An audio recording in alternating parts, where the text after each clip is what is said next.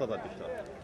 يعني بديالة الآن تحصل جريمة تتم على مرأى ومسمع من الحكومة وأجهزتها الأمنية، ميليشيات تقوم بقتل وتهجير ناس السنة فقط في ديالة، تقوم بتهجيرهم وفق أجندة طائفية مع الأسف، والحكومة لم تنبس بنت شفة لحد الآن.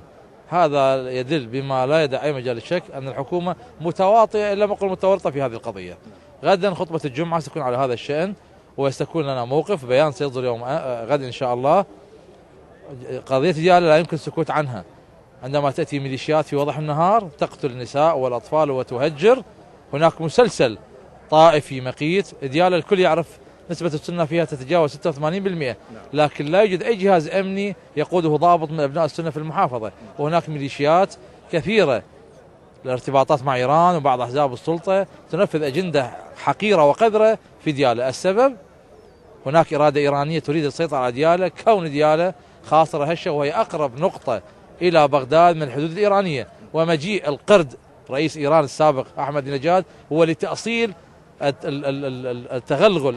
التوغل الإيراني في الشأن العراقي والتدخل السافر بطريقة سافرة لم تشهدها دول العالم. بالتالي نحن لدينا كلمة وموقف إزاء هذه الجريمة النكراء، ولا نقف مكتوفي الأيدي. المعتصمون لحد هذه الفترة منذ 6 أشهر كان يعني الخطاب السلمي والحراك السلمي، لكن هذه السلمية لن تدوم طويلا إذا استمرت الحكومة في هذه القضية. في الأنبار هناك كثير من العوائل الشيعية، لكن لم يمسوا أحد بطرف.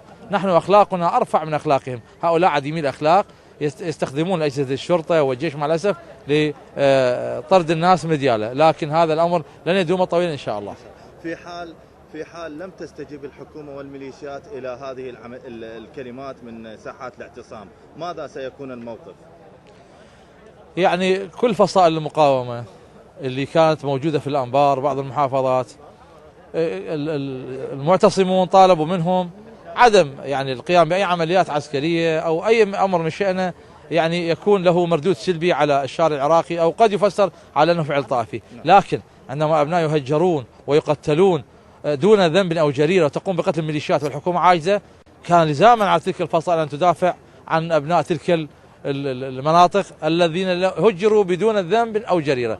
بالتالي على الحكومة تعيد حساباتها وعلى الميليشيات أن تكف نفسها، ماذا وإلا فلكل حادث حديث. إن شاء الله. شكرا دكتور.